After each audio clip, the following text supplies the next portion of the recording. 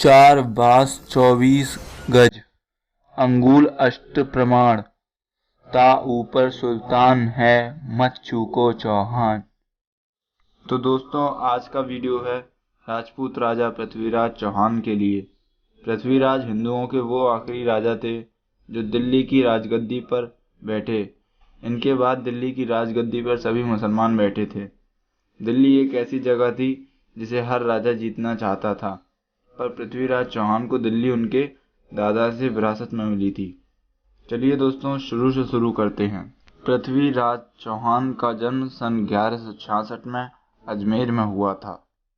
इनके पिता का नाम सोमेश्वर चौहान था, जो अजमेर के चौहान वंश के राजा थे, और उस समय के दिल्ली के राजा अंगम चौहान इनके दादाजी थे। जब पृथ्वीराज सिर्फ 13 वर्ष के थे तब इनके पिता का स्वर्गवास हो गया, तथा 13 वर्ष की उम्र से ही इन्होंने अजमेर की राजगद्दी संभाल ली। 13 वर्ष की आयु तक ये शस्त्र कला में निपुण हो चुके थे। इनकी सबसे बड़ी खूबी ये थी कि ये शब्दभेदी बाण बहुत अच्छे से चलाना जानते थे। अब आप सोच रहे होंगे, शब्दभेदी बाण क्या होता है।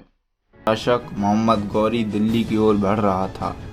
पृथ्वीराज चौहान को ये बात पता चली तो उन्होंने युद्ध की तैयारी की। युद्ध में काफ़ी खून बहा, अनगिनत लोग मारे गए। पृथ्वीराज चौहान वो युद्ध जीत गए और दया खाकर पृथ्वीराज चौहान ने मोहम्मद गौरी को छोड़ दिया।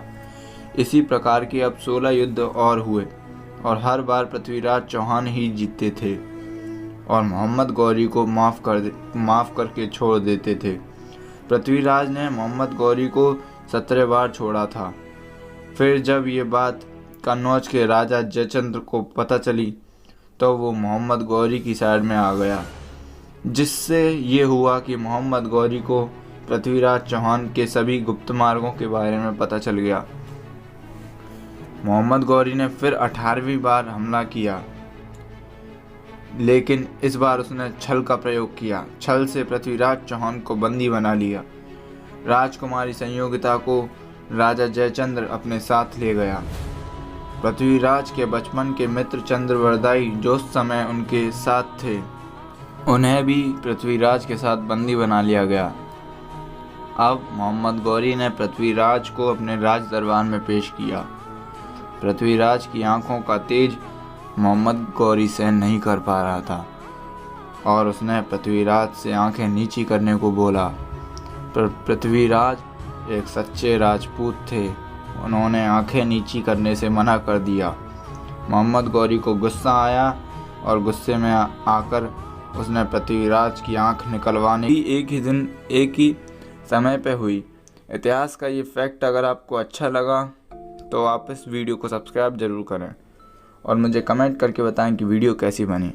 तो दोस्तों, अब मैं मिलूँगा आपको अपनी नेक्स्ट वीडियो में, जो कि कल ही आएगी। हम रोज़ अपडेट देते हैं, तो कृपया इस चैनल को सब्सक्राइब करें, जो कि बिल्कुल फ्री है। आप बेल आइकन दबाएं ताकि मेरे लेटेस्ट अपडेट आपको मिलते रहें। तो इसी के साथ मैं विदा लेता हूं। अब नई वीडियो में हम मिलते हैं।